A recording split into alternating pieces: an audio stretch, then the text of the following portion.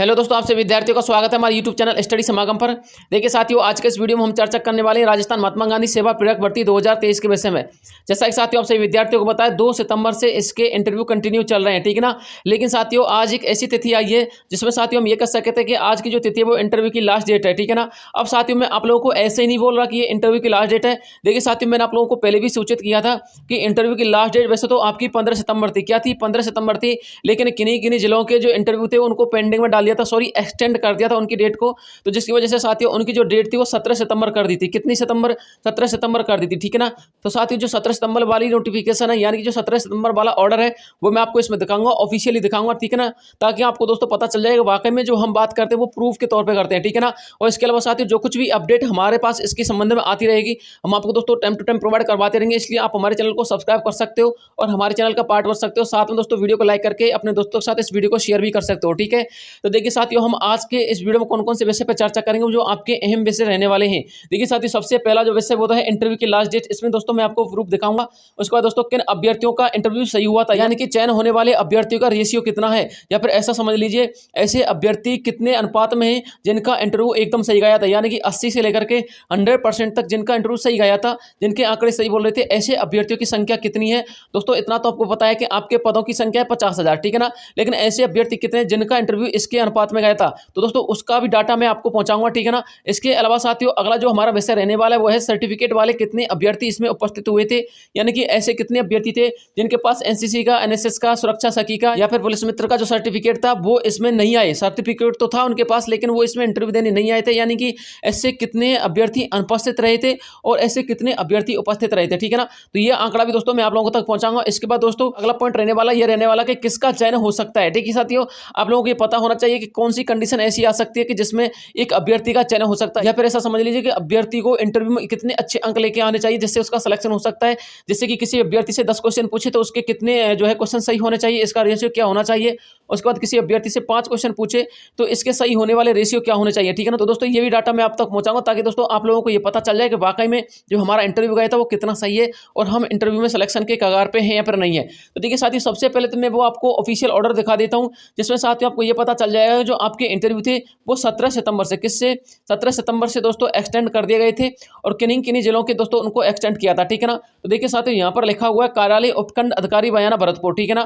तो दोस्तों ये भरतपुर का जो है नोटिफिकेशन या फिर ऐसा समझ लीजिए भरतपुर का एक कार्यालय ऑफिशियली ऑर्डर है, ठीक है। देखिए साथियों यहाँ पर दिनांक भी लिखा हुआ है, दिनांक लिखा हुआ है 12 सितंबर 2023, ठीक है ना। यानी कि 12 सितंबर 2023 को ये ऑर्डर आया था। साथियों जिस दिन ये ऑर्डर आया था उस दिन भी मैंने आपको एक वीडियो बना करके बोला था कि आपके जो इंटरव्यू है उनको एक्सटेंड कर दिया गया है, ठीक है ना। लेकिन साथियों ये उस दिन यानी कि 12 सितंबर की वीडियो के टाइम पे मेरे पास अवेलेबल नहीं था साथियों।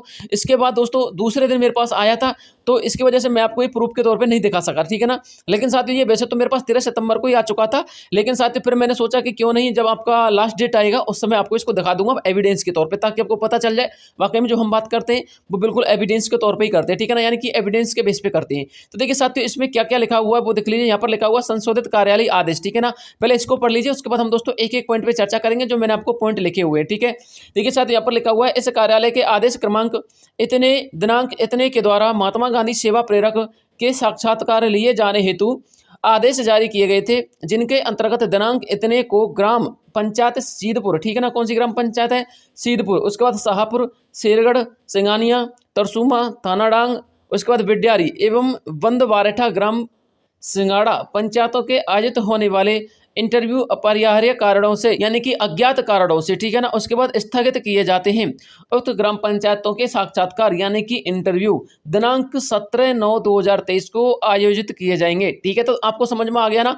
ये दोस्तों आपकी एक्सटेंड डेट थी 17/9/2023। उसके बाद दोस्तों आपकी जो लास्ट डेट खत्म हो चुकी है, आज दोस्तों आपकी लास्ट डेट है। तो इसलिए जिन अभ्यर्थियों का इंटरव्यू इन पंचायतों में था सीधपुर, शाहपुर और शेरगढ़, सिंगानिया, तरसुमा, थानाडांग, बिड्यारी, ठीक है ना, एवं बंदवारेठा ग्राम सिंगाड़ा, इनके जो पंचायत समिति वाले कैंडिडेट हैं दोस्तों वो आज जाकर अपनी पंचायत समिति में इंटरव्यू देके आ सकते हैं, ठीक है ना। उनका आज लास्ट डेट है साथियों। यही एकमात्र ऐसा जिला था जिसका दोस्तों इंटरव्यू जो था वो 17 सितंबर को एक्सटेंड कर दिया था, ठीक है ना।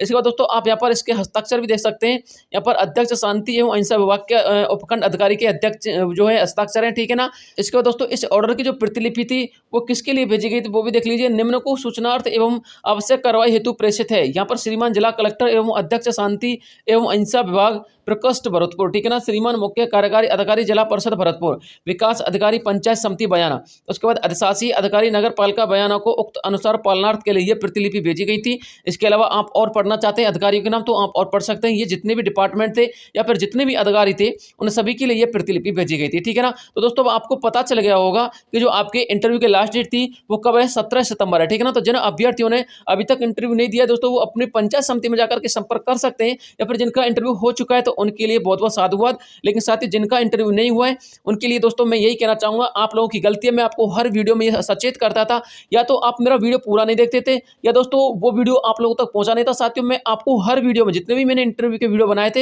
हर वीडियो में ये कहता था कि आप अपनी पंचायत समिति में जाके कांटेक्ट कीजिए, या फिर अपने जो है वीडियो अधिकारी से कांटेक्ट कीजिए, अपने जो सरपंच महोदय हैं उनसे सेक्रेटरी का नंबर ले लीजिए, कॉल नंबर लेकर के उससे आप संपर्क कर सकते हैं। इसके अलावा आप अपने ब्लॉक पे जाके संपर्क कर सकते हैं, आप अपने वार्ड स्तर पे जाके संपर्क कर सकते हैं। लेकिन साथियों सुनना ना सुनना आपके हाथ में होता है, लेकिन साथियों ये काम तो आपका ही होगा, ठीक है ना। इसलिए साथियों मैंने तो आपको सचेत किया था, तो साथियों इसमें मेरा तो कोई फॉल्ट है नहीं है। अगर दोस्तों आप लोगों का इंटरव्यू नहीं हुआ है तो दोस्तों इसमें कहीं ना कहीं आपका फॉल्ट जरूर है, ठीक है ना। अब बात करते हैं साथियों अपने नेक्स्ट पॉइंट की। नेक्स्ट पॉइंट है कि किन अभ्यर्थियों का इसमें जो है इंटरव्यू सही हुआ था। तो देखिए साथियों मैं आपको बताना चाहूंगा जिन अभ्यर्थियों को मैंने प्रिपरेशन करवाई थी साथियों उन अभ्यर्थियों को ऐसा लग रहा था कि सर हमारे हिसाब से तो सभी अभ्यर्थियों का जो है इंटरव्यू सही गया होगा, लेकिन साथियों ऐसा बिल्कुल नहीं है। मैंने आपको मेरे चैनल के माध्यम से जो है प्रिपरेशन करवाई थी, जिसकी वजह से आपको ऐसा लग रहा था कि हमारा इंटरव्यू यदि सही गया है तो औरों का भी सही गया होगा, ठीक है ना। मैंने साथियों ऐसे ऐसे अभ्यर्थियों से कॉन्टैक्ट किया था जिन्होंने बिल्कुल तैयारी नहीं की थी, प्रिपरेशन नहीं की थी, और जिनके मार्क्स भी अच्छे खासे थे अपने 10th-12th में, ठीक है ना, लेकिन साथियों उनका इंटरव्यू भी बेकार गया है, ठीक है ना।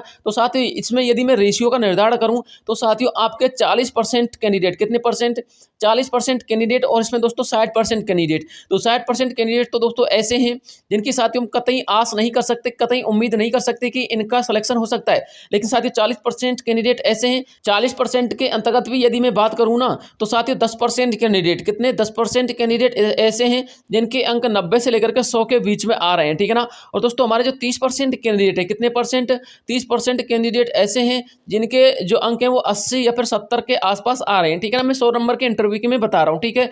तो दोस्तों कुल मिलाकर के 40% अभ्यर्थियों के इंटरव्यू सही गए हैं, ठीक है ना। यदि आपका इंटरव्यू सही गया है तो आप इस चीज़ का निर्धारण नहीं कर सकते कि सभी का इंटरव्यू सही गया है, ठीक है। तो मुझे लगता है कि सभी का इंटरव्यू सही नहीं गया होगा, क्योंकि बहुत सारे अभ्यर्थियों ने इसके इंटरव्यू को बहुत ज़्यादा ही नॉर्मल तरीके से ले लिया था, जबकि दोस्तों वाकई में ऐसा नहीं था। किसी किसी पंचायत समिति में तो हमारे जो SI का इंटरव्यू होता है या फिर जो RS लेवल का इंटरव्यू होता है ना उसको भी फेल कर दिया था, इतना लेवल इसमें पूछा था, ठीक है ना।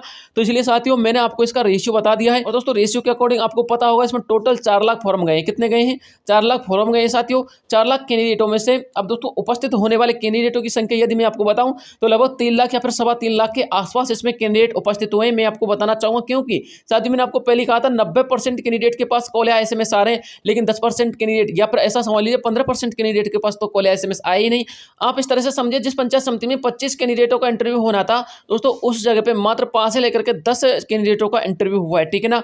या फिर ऐसा भी समझ सकते हैं दोस्तों मैंने फिर भी 3 लाख जो मेरे पास आंकड़ा आया है 3 लाख के आसपास का, दोस्तों 3 लाख के आसपास का आंकड़ा भी मेरे को ज़्यादा लगता है, ठीक है ना। लेकिन साथियों इतना तो कम से कम हो गई, ठीक है। अब देखिए साथियों अब अपने हिसाब से आप देख लेना कि आप लोग किस पोजीशन पे हो और आप लोग सिलेक्शन के कगार पे हो या नहीं हो, ठीक है ना। मैं तो आपको पूरा डाटा दे दूंगा। उसके बाद दोस्तों आपका अगला पॉइंट आता है कि सर्टिफिकेट वाले कितने अभ्यर्थी इसमें प्रेजेंट रहे थे। देखिए साथियों सर्टिफिकेट वाले कैंडिडेट की तुलना में मैंने आपको पहले बोल दिया था कि 25 से 30 हजार अभ्यर्थी ऐसे थे जिनके पास सर्टिफिकेट था। इसके अलावा साथियों सर्टिफिकेट वाले ज्यादा नहीं है, ठीक है ना। लेकिन साथियों मेरे पास जो आंकड़े आए हैं दोस्तों ऐसे आंकड़े आए हैं कि 10 से लेकर के 15 हजार के आसपास कैंडिडेट जिनके पास सर्टिफिकेट था उन्होंने मात्र इंटरव्यू दिया है, ठीक है ना। किसने, 10 से लेकर के 15 हजार के आसपास कैंडिडेट जिनके पास सर्टिफिकेट था उन्होंने इंटरव्यू दिया है। बकाया कैंडिडेट दोस्तों इंटरव्यू के लिए अनुपस्थित रहे थे, ठीक है ना। दोस्तों आप ये मत कहना कि सर इसका हमको प्रूफ दीजिए। देखिए साथियों आपको प्रूफ में हर चीज का नहीं दे सकता, क्योंकि साथियों जो आंकड़े आते हैं वो कोई ऑथेंटिक तो आते नहीं है। हम लोग दोस्तों इधर उधर से एनालिसिस करने के बाद ही सारे के सारे आंकड़े जो है कैलकुलेट करते हैं, ठीक है ना। इसलिए जो मैं आपको डाटा बता रहा हूं तो ये समझ लीजिए यदि वो 100% सही नहीं है, ठीक है ना, दोस्तों 99% दोस्तों सही होने के चांसेस है, ठीक है ना। इसलिए मैं आपसे ये कहना चाहूंगा जो हमारे सर्टिफिकेट वाले कैंडिडेट हैं उनमें दोस्तों मात्र 10 से लेकर के 15 हजार कैंडिडेट के बीच में क्या है, फाइट हो रही है, ठीक है ना। 10 से लेकर के 15 हजार ऐसे कैंडिडेट है जिनमें फाइट हो रही है। उसके बाद दोस्तों किसका इसमें चयन हो सकता है, किसका नहीं हो सकता, तो मैं आपको बताना चाहूंगा साथियों जिन कैंडिडेटों से 10 क्वेश्चन पूछे थे और उन्होंने 7 क्वेश्चन के आंसर सही दे दिए तो दोस्तों वो 100% सिलेक्शन लेके जाएंगे, ठीक है ना। और जिन कैंडिडेटों ने 5 क्वेश्चन पूछे थे या फिर ऐसा समझ लीजिए जिनसे 5 क्वेश्चन पूछे थे और दोस्तों उन्होंने 3 क्वेश्चन के आंसर सही दे दिए तो दोस्तों वो भी 100% इसमें सिलेक्शन लेके जा सकते हैं। लेकिन 5 क्वेश्चन वाले कैंडिडेट उस कंडीशन में सिलेक्शन लेके जा सकते हैं यदि उनका 10th-12th में परसेंटेज अच्छा हुआ है तो, ठीक है ना। अदरवाइज दोस्तों उनका सिलेक्शन सिलेक्शन होने के 90% चांस हैं, ठीक है ना। लेकिन साथियों जिस कैंडिडेट ने 5 में से 4 क्वेश्चन के आंसर सही दे दिए, उसके 10th और 12th में भी अच्छे अंक नहीं है, उसके पास सर्टिफिकेट भी नहीं है, तो दोस्तों उसका भी 100% सिलेक्शन हो जाएगा, इसलिए आप निश्चिंत रहिएगा। रही बात साथियों आपके रिजल्ट की, तो आपका रिजल्ट आने में ज़्यादा टाइम नहीं है। जैसे दोस्तों कोर्ट से इसका स्टे ऑर्डर हट जाएगा, दोस्तों आपका रिजल्ट तुरंत डिक्लेयर हो जाएगा, ठीक है ना। इसके बाद साथियों यदि आप इसके स्टे ऑर्डर के बारे में डिटेल से जानना चाहते हैं तो मैंने आपको इसका एक वीडियो ऑलरेडी बना रखा है साथियों, उसकी अपडेट मैं आप तक पहुंचा दूंगा। इसके साथ साथ दोस्तों हाईकोर्ट से जो कुछ भी अपडेट आती है आपके स्टे ऑर्डर को लेकर के, या फिर शांति अहिंसा विभाग से जो कुछ भी अपडेट आती है आपके स्टे ऑर्डर के जवाब को लेकर के, क्योंकि दोस्तों आपको पता है कोर्ट ने उसके स्टे ऑर्डर का जवाब मांगा है, ठीक है ना। तो साथियों इसके स्टे ऑर्डर के जवाब को लेकर कोई भी अपडेट आती है तो मैं आपको तुरंत अपडेटेड कर दूंगा, ठीक है ना। इसलिए आपको मेरे चैनल को सब्सक्राइब करके रखना है ताकि साथियों आपको तुरंत की तुरंत सूचना मिल जाए। साथियों आज के वीडियो में इतना ही काफी, मिलता हूं आपसे नेक्स्ट वीडियो में, तब तक के लिए जय हिंद जय भारत।